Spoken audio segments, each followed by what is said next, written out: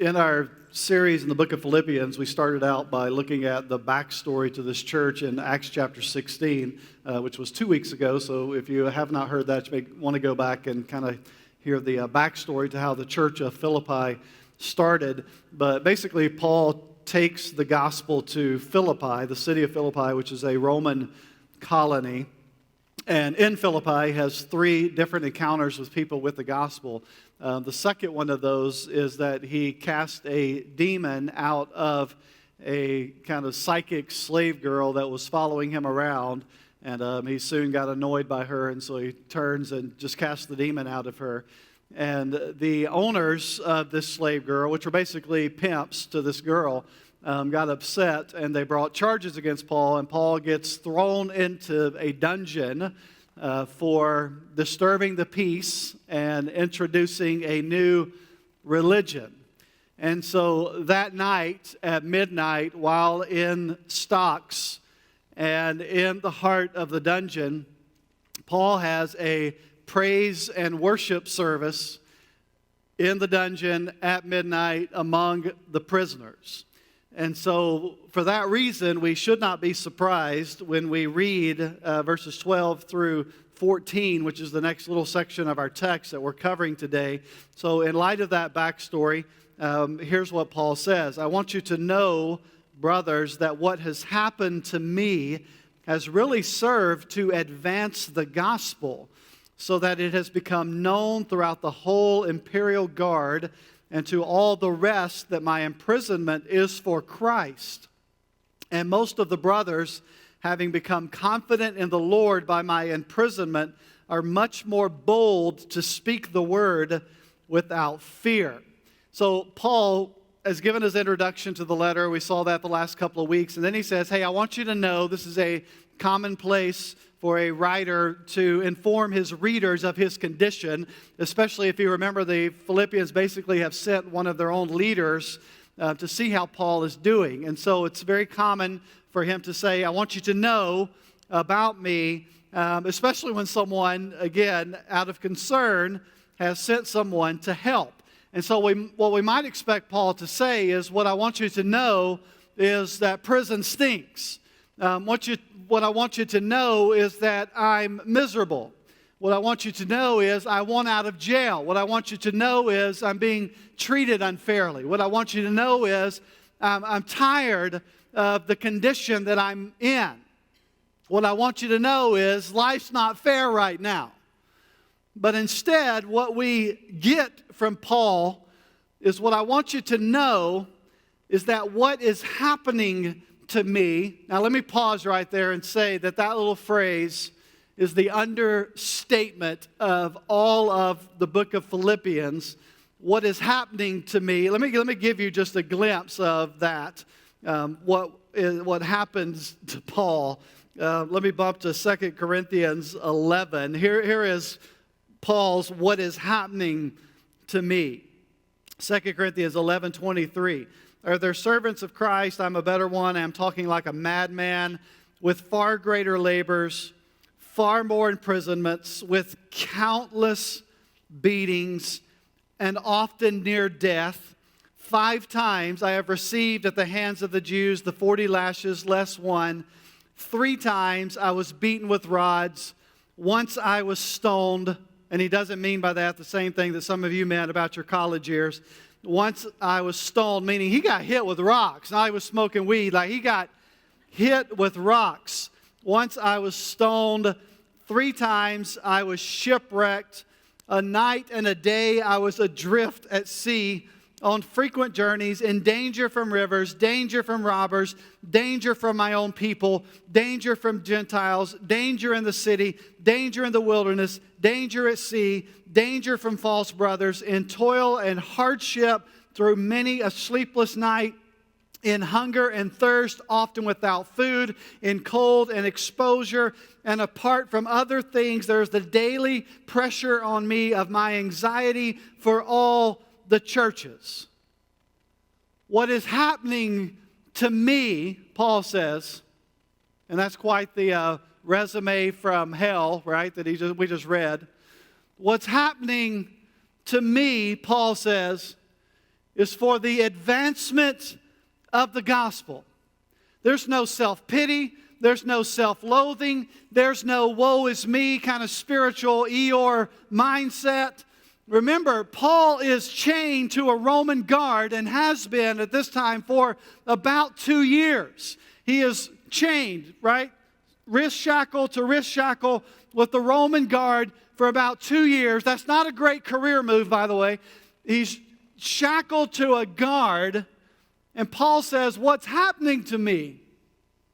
Everything that has happened to me is for the advancement of the gospel.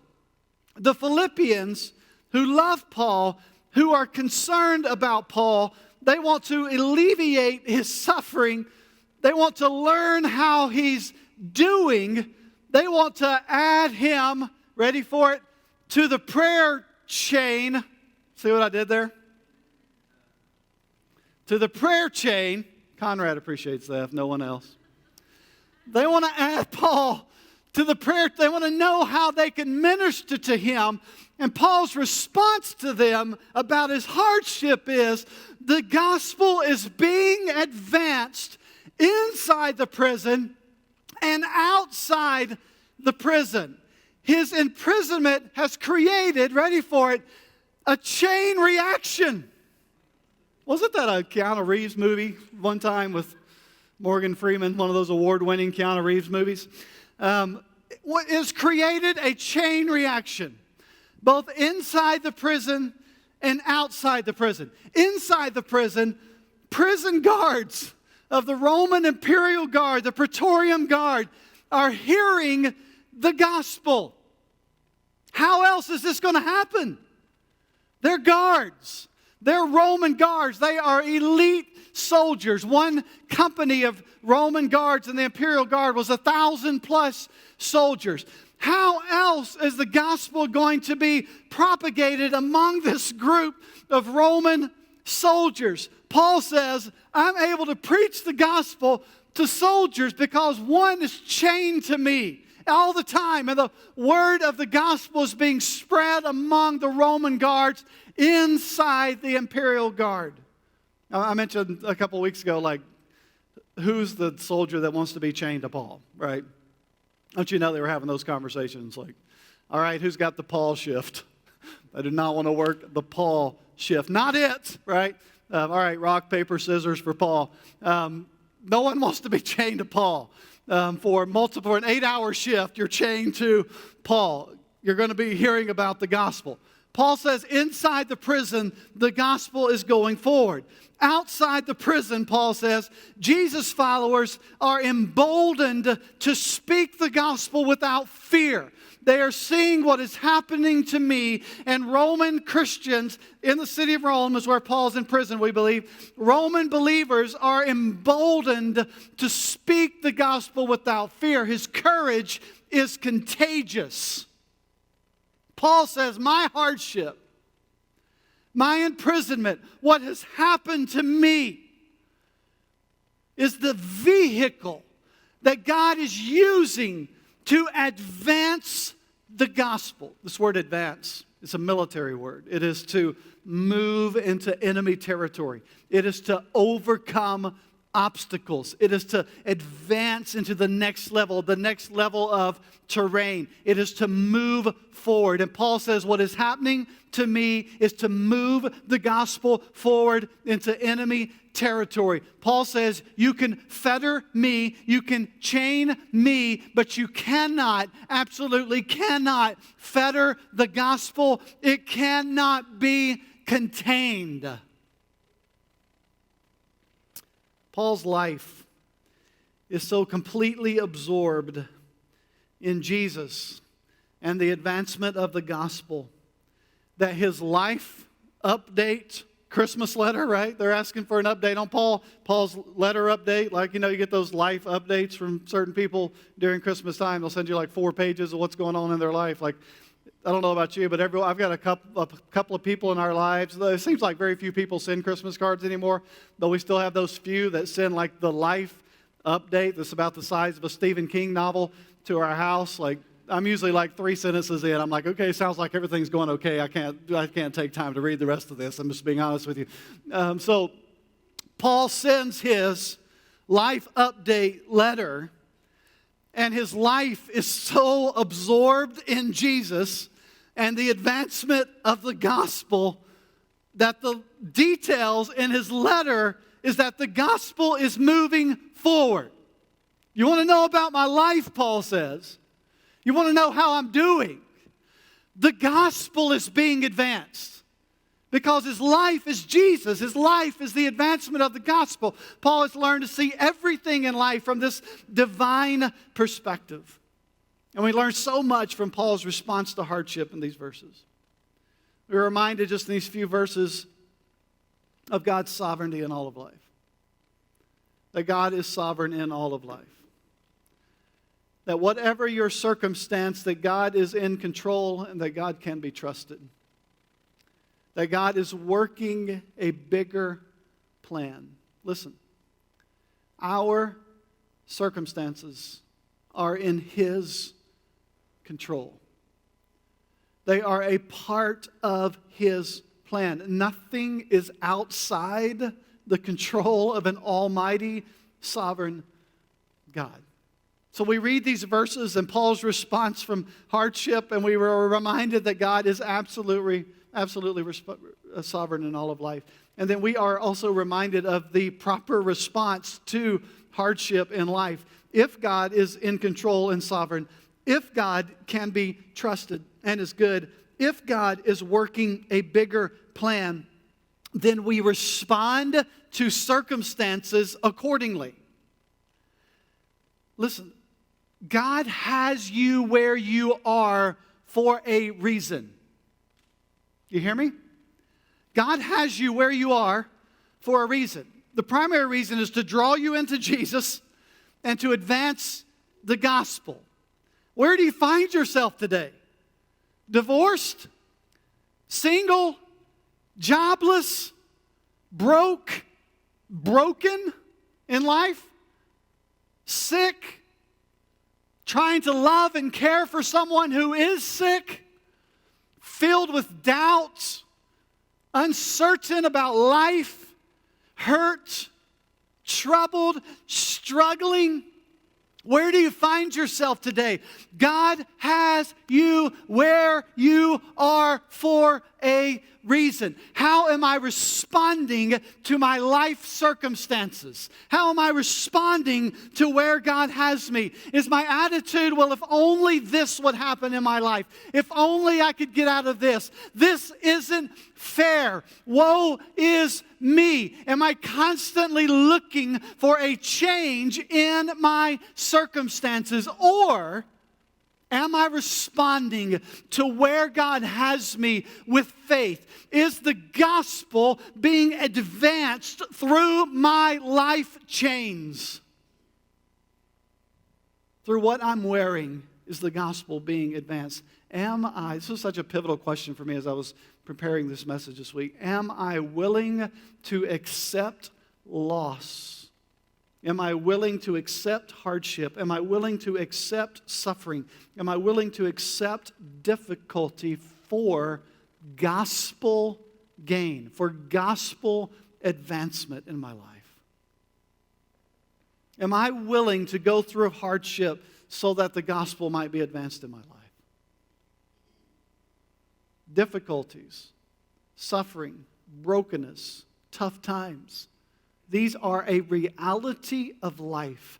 And they either make me bitter or they make me better according to my perspective on what God is doing. Will I trust God even when it does not make sense to do so that my need for Jesus is deepened and so that the gospel is advanced in my life? Paul says, what has happened to me has served as a vehicle to advance the gospel. Roman soldiers are hearing the message. Other believers are sharing the gospel more boldly. Paul says in other texts, I am participating in the sufferings of Jesus through my suffering. There's no pity party here. There's no self-loathing. There's no victim mentality.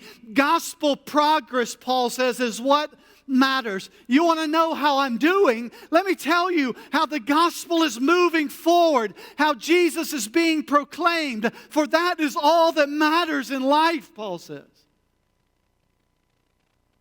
Look how he continues. It doesn't get better. Verse 15. Some indeed preach Christ from envy and rivalry, but others from goodwill. The latter do it out of love, knowing that I'm put here for the defense of the gospel. The former proclaim Christ out of selfish ambition, not sincerely, but thinking to inflict me in my imprisonment. What then? Only that in every way, whether in pretense or in truth, Christ is proclaimed. And in that, I rejoice.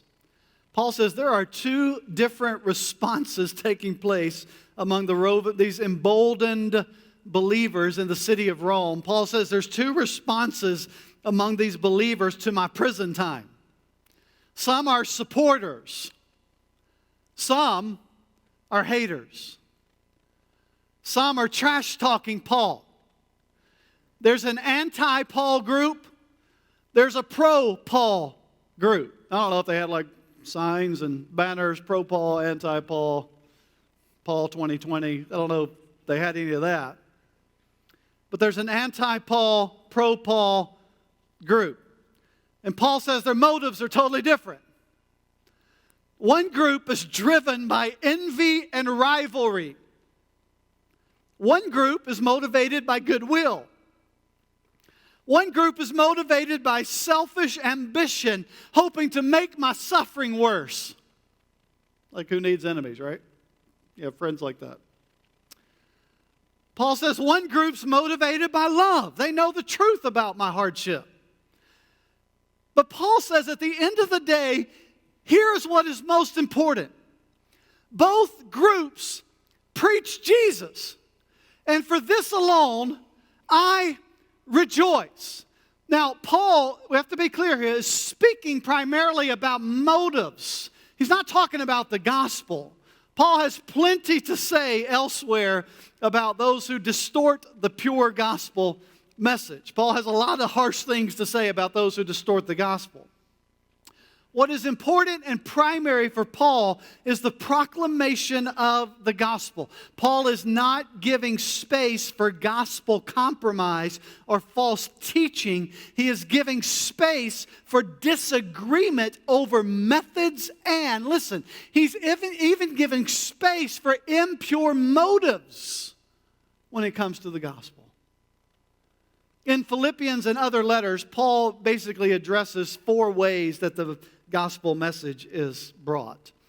He said there are those that preach or proclaim or bring a good message with good motives. That's the goal. Good message, good motives. Other places, Paul talks about good message, wrong motive. That's here. There's a group, good message, pure message, wrong motive. But Paul says either way, gospel's being advanced. The gospel's pure, motive's wrong. I'm just rejoicing the gospel's going forward. So there's good message, good motives. There's good message, wrong motives. Other places we see Paul talking about a wrong message that has good motives. We'll see that in chapter 4 of Philippians. That there are people that they just don't quite understand the gospel, but they have pure motives. We see this in other places in the story of the first church. There was one particular guy in the book of Acts that was a fireball for Jesus, and he was out there preaching and teaching, but he didn't quite have the purity of the gospel. So Paul's like, sit that guy down, explain to him the gospel, and then put him back on track. The tweaking needs to happen to his message, but his motives are awesome. We're going to encourage him, get him pointed in the right direction, and send him back out there. Good message, good motives. Good message, bad motives. Wrong message, good motives. And then there is a fourth category of people that Paul addresses: wrong message, wrong motive. And Paul has some harsh words to say about this group. In chapter 3, he will call them dogs. He has some canine terminology for people that preach the wrong message with the wrong motive. And Paul addresses that in other letters. But here Paul says, what I'm concerned about is that the right message is going forward, even if the motives are impure by some.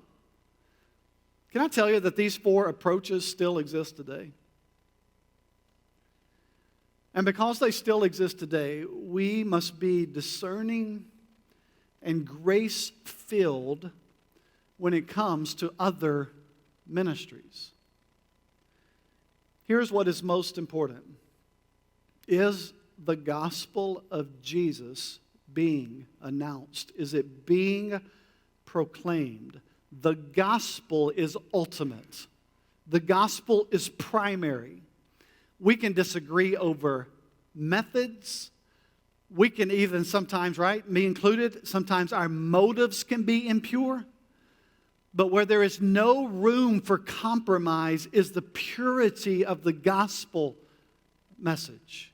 And Paul is very clear about that. At the same time, we learn to give space for grace in non-essential matters. Did you know that God uses all types of ministries to advance the gospel? Not just exactly how we do things.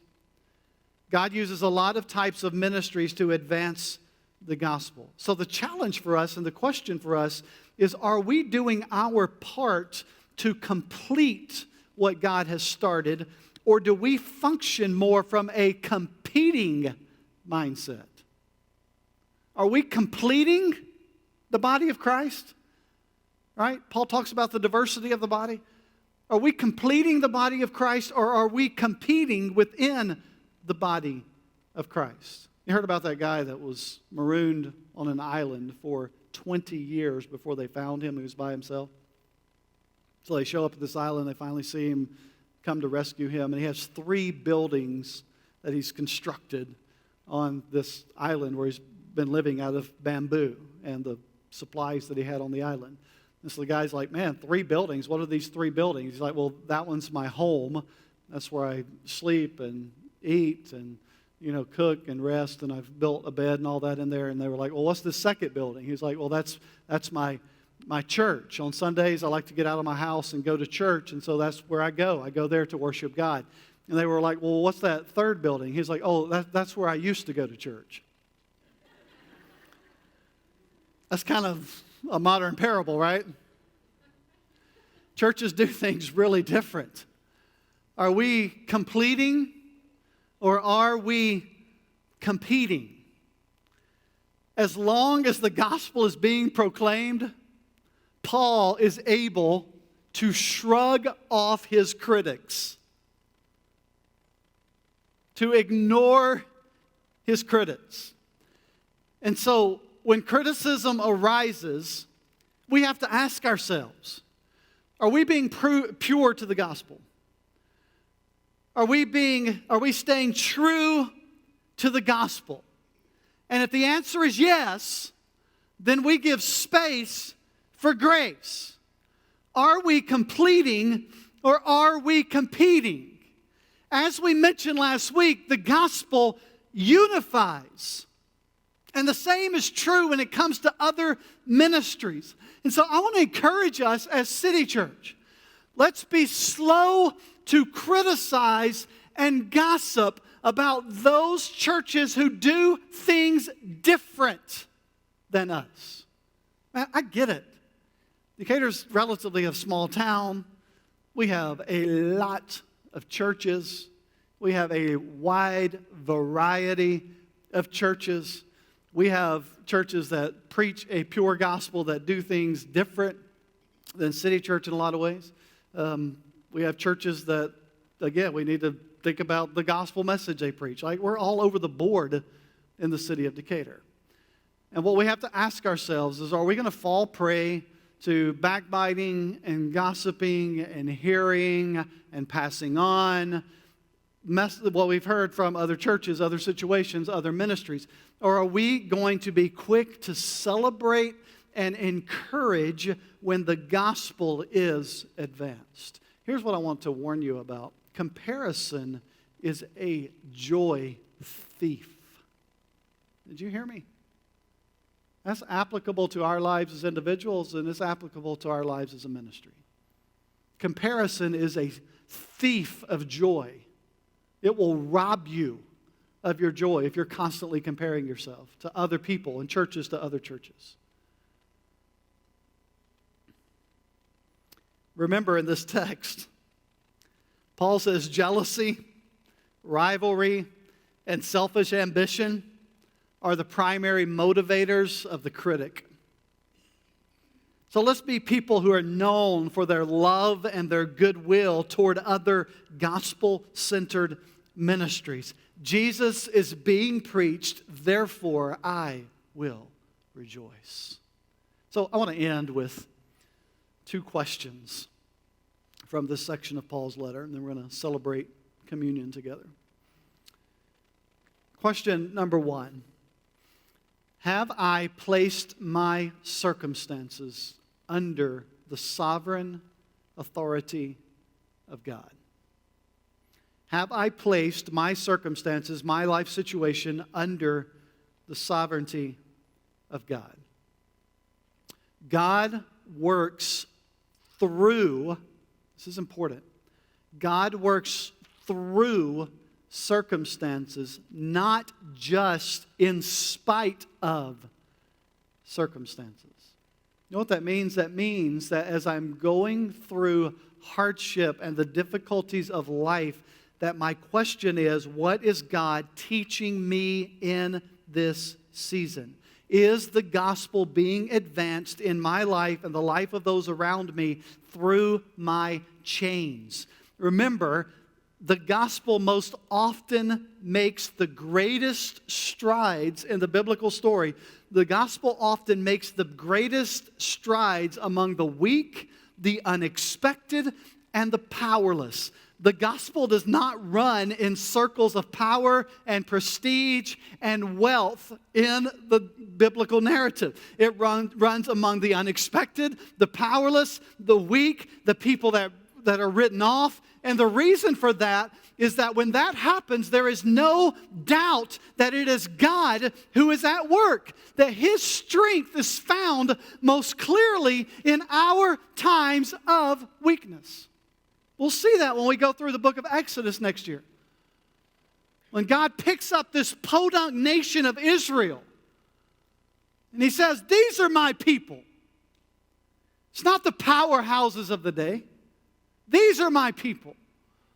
We see it over and over and over again from Genesis through the end of the story.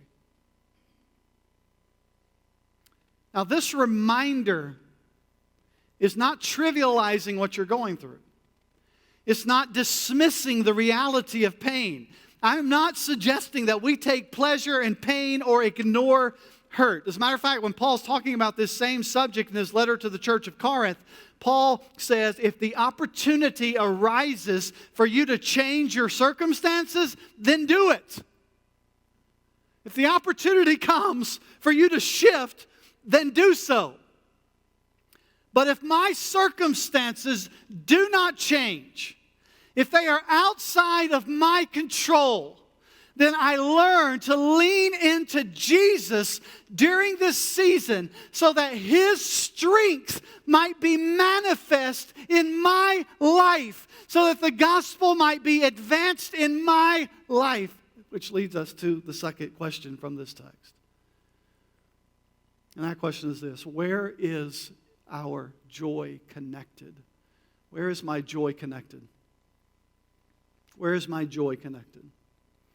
Is my joy connected to my circumstances? Is my joy connected? We see it right here in the text. Is my joy connected to how other people respond to me? Do we see Paul in prison like, man, you won't believe what these guys are saying about me. I'm so down in the dumps because I'm in here preaching the gospel to the Roman guards, and I'm trying to, have courageous, contagious courage with other believers. And man, these guys they're wearing me out by all the negativity in my life. We don't read a word about that. Paul says, look, the gospel's being proclaimed.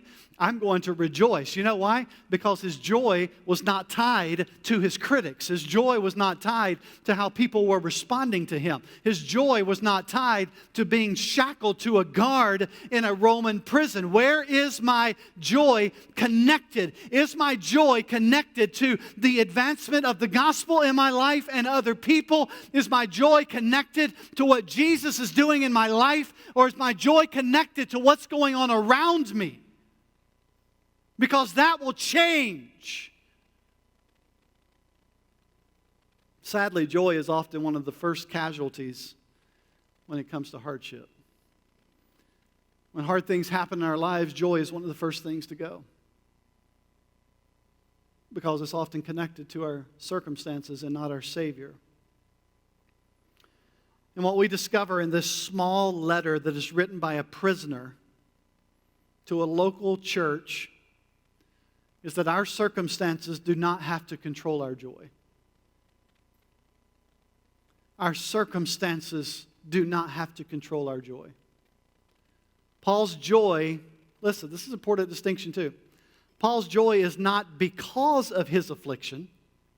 Paul's not writing the letter saying, man, I love this miserable thing.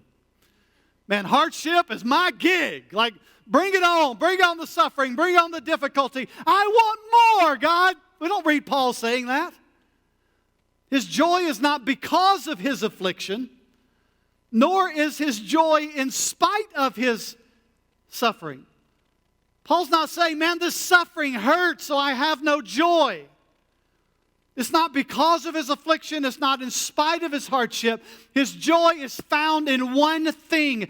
Jesus is being preached. The gospel is being proclaimed in my life and the lives of others. Paul had one primary concern. He is held captive by one single passion, Jesus and the gospel. We read it when he introduced us to the letter. Paul says, I am a slave of Jesus, and nothing else matters. I'm a slave of Jesus. Whatever happens to me in life, I am a slave of Jesus, and we'll see it next week. For me to live is Christ, and to die is gain. May Paul's prayer be our prayer. I warned you a couple weeks ago. This is dangerous. This is dangerous. May Paul's prayer be our prayer. God, you have me here right now. I don't understand it.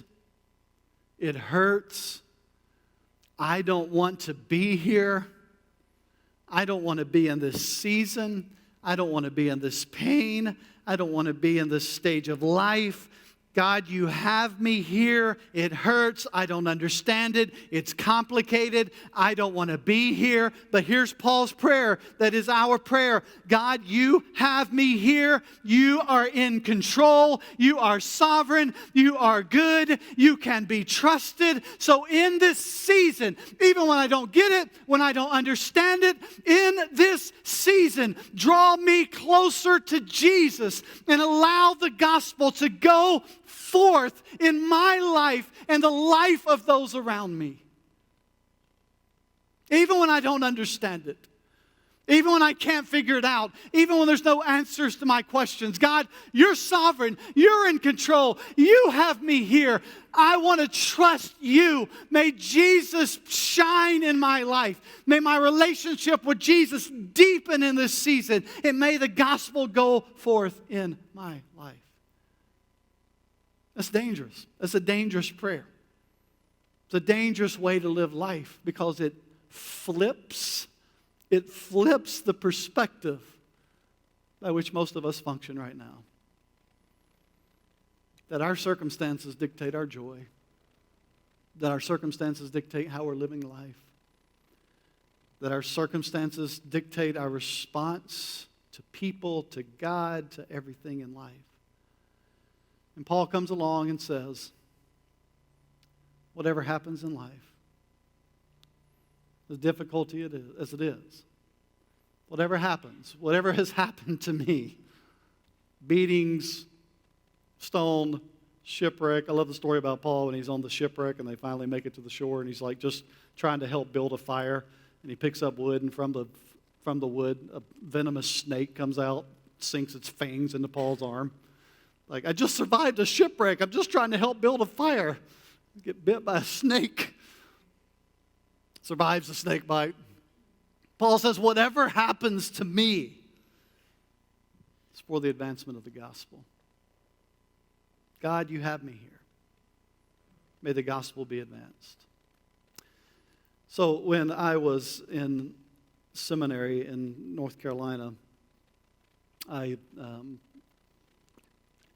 got to know some of the leadership of the seminary fairly well, and I had the opportunity as a seminary student to be involved in helping out whenever they had guest preachers or speakers or whatever come to the seminary to speak. And so the airport that people would fly in and out of was about 30 or 40 minutes from our campus. And so one of my responsibilities would be to go and pick up speakers and different people from the airport and bring them to the seminary campus. So it gave me as an awesome opportunity for me as a young upcoming pastor to spend time with some great speakers and people of God, even if it was just a 30 or 45-minute window of time sometimes. But one weekend, we were having, for an entire weekend, a lady by the name of Elizabeth Elliot. And I was assigned the task of making sure that Elizabeth Elliot got wherever she needed to go for the entire weekend. I'll never forget that weekend because by this time, Elizabeth Elliot was probably in her 80s or late 70s and was just this godly saint of God. And she was from the upper Northeast, and so she had a personality of an upper Northeastern person. And so she was always cracking on me about my accent or whatever. And then I conveniently ran out of gas with Elizabeth Elliot in the car. That's what I remember about that weekend more than anything. But Elizabeth Elliot was the wife of missionary Jim Elliot. Jim Elliot, in an attempt to take the gospel to the Aku tribe of Ecuador. This is this kind of fierce, unreached people group in Ecuador.